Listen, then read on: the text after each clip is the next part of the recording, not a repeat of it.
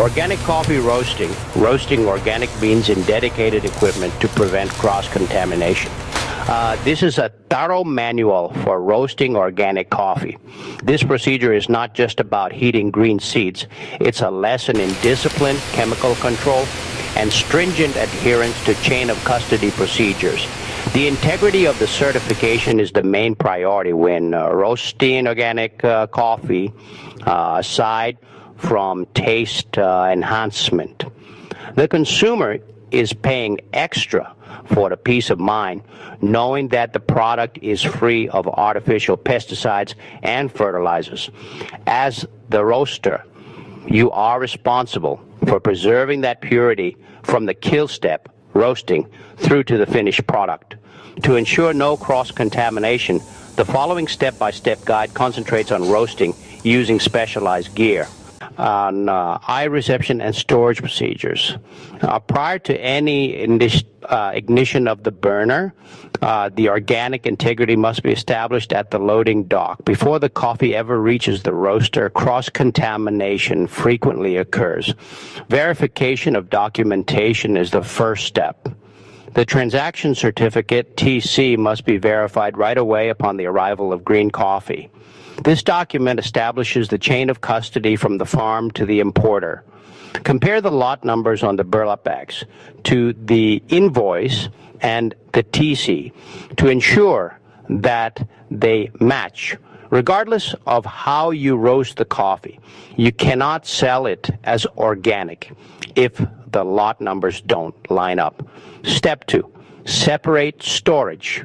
Your warehouse probably holds more than just roasting equipment, and even if it's specialized, organic green beans need to be physically separated.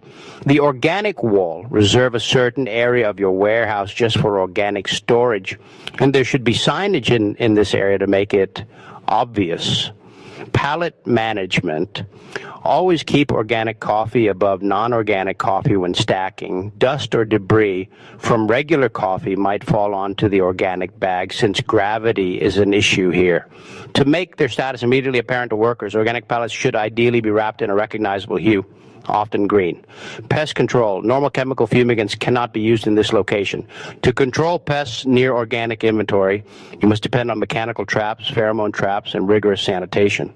So phase 2, at getting the equipment ready. Because you are using specialized machinery, a roaster just for organic beans, you avoid the lengthy purge cycles necessary for shared roasters, but dedicated suggests rigorous upkeep. Step 3, the pre-roast hygiene inspection. Make sure there are no non-organic pollutants in the full roasting system. Hopper check. Examine the green bean loading hopper. Make sure that no foreign material or common beans from a prior mishandling have dropped in. Destoner and chutes. Inspect the Destoner chute and the cooling tray. Dust accumulates in these heavily trafficked locations.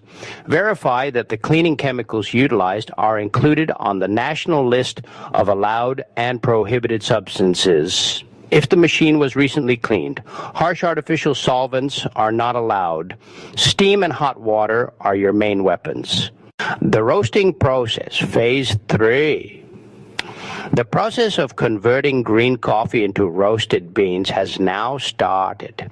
Due to the absence of synthetic fertilizers, organic beans sometimes have a little different moisture content and density than traditional beans, which can result in a slower, more natural ripening of the cherry.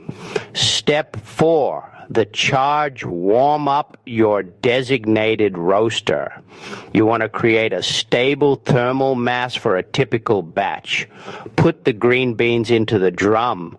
The charge is what this moment is known as.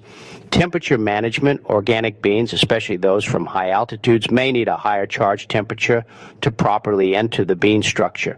However, be careful not to scorch yourself. The objective is to introduce heat energy without scorching the outside cellulose. Step 5. The drying phase, endothermic. The water within the beans starts to evaporate as they take in heat. The beans will transition from green to light yellow. Watch for the turning point. This is the moment when the temperature begins to increase after the cold beans cause it to fall. Make sure there's enough ventilation to eliminate the moisture, steam leaving the drum. The flavor of the coffee will be baked or bland if moisture is caught. Step 6, the Maillard reaction. The color of the beans changes from yellow to tan to brown at a temperature of around 150 degrees Celsius, 300 degrees Celsius. Chemical change. Amino acids are reacting with reducing sugars. The intricate taste components, melanoidins, that give coffee its unique aroma are produced as a result. Operator action. It may be necessary to modify the gas pressure in order to maintain a consistent rate of rise, more into your ROR. As the roast cooks, you want the temperature to rise steadily, but at a rate that gradually slows down. Step 7. First crack, exothermic. When the temperature within the beans reaches around 196 degrees Celsius, 385 degrees Fahrenheit, the cellular structure begins to break due to the pressure from the accumulation of steam and carbon dioxide. The sound, there will be a popping noise like popcorn popping. The shift. The beans are now producing heat, exothermic. To prevent the roast from running away or becoming overly dark too soon, you must lower the burner power, gas. Flavor locking.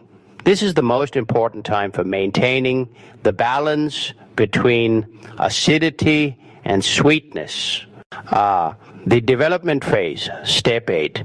The time between the beginning of first crack and the conclusion of the roast is included here. In general, you want to emphasize the terroir, the soil's inherent qualities, when roasting organically.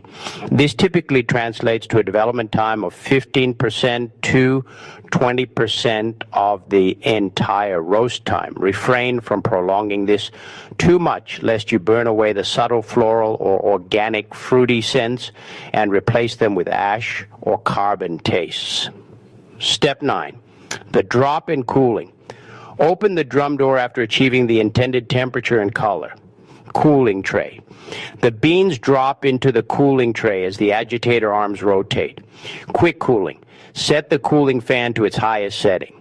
The pyrolysis cooking process must be halted right away. The beans will keep roasting and taste harsh if they stay hot. Contamination check. Since this is a dedicated organic line, you don't have to be concerned about ordinary chaff in the tray, but you do need to make sure the air being drawn through the cooling tray is clean and free of chemical fumes from the plant. Surface warp, packaging and handling after roasting. Because of the porous cellular structure which absorbs odors and chemicals like a sponge, the beans are actually more vulnerable to contamination after roasting. Step 10, getting rid of the stones. Pass the beans through an air destoner. Using air density, this device raises the roasted coffee while leaving behind any heavy stones or metal. Exclusive route, the dedicated organic equipment loop must include this destoner. Step 11, grinding optional. If the user clicks the update button, the content of the article will be updated. If the grinder isn't dedicated, shared with non-organic, you need to purge. To scrub the burrs of non-organic particles, this includes grinding a certain weight of organic coffee and either throwing it away or downgrading it to non-organic. You may proceed directly to grinding because this handbook concentrates on specialized gear. But make sure the grinder is cool, since the heat from grinding might ruin the organic oils. 12, packaging at the time of the incident the victim was driving. Materials. Utilize packaging materials that are free of restricted ingredients, such as the fungicides that are occasionally used in the manufacture of paper. Weighing and filling. Utilize a specialized scale and chute to fill the bags. Sealing. To maintain the freshness, heat seal the bags right away. Make sure that the nitrogen gas you use for oxygen displacement via nitrogen flushing is food grade and complies with organic handling rules.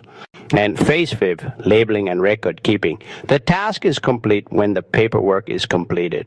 Organic certification relies heavily on the audit trail. Step 13, proper labeling. Put the label on the bag, the organic claim. Depending on the makeup, you can use the terms 100% organic or organic. Code for the certifier. The bag's information panel has to include the name of the certifying agent, e.g., certified organic by name of certifier. This is a legal mandate. Logo usage. If using the USDA organic seal or equivalent regional seal, it must not be larger than your business logo. Step 14. Mass balance log. Enter the roast in your production log. Input versus output. Keep track of the precise number of pounds of raw coffee that went in, input, and the number of pounds of roasted coffee that came out, output. Weight reduction, moisture loss will cause a weight loss of between 15 and 20% on average. This shrinkage must be consistent. An auditor will be able to tell if you are falsifying data if your records show that you purchased 100 pounds of organic green but sold 100 pounds of organic roasted, as 100 pounds of green should only produce about 82 pounds of roasted. By strictly following these specialized equipment protocols, you can be sure that the chemical-free purity of the bean that originated on a distant farm is maintained in the customer's cup.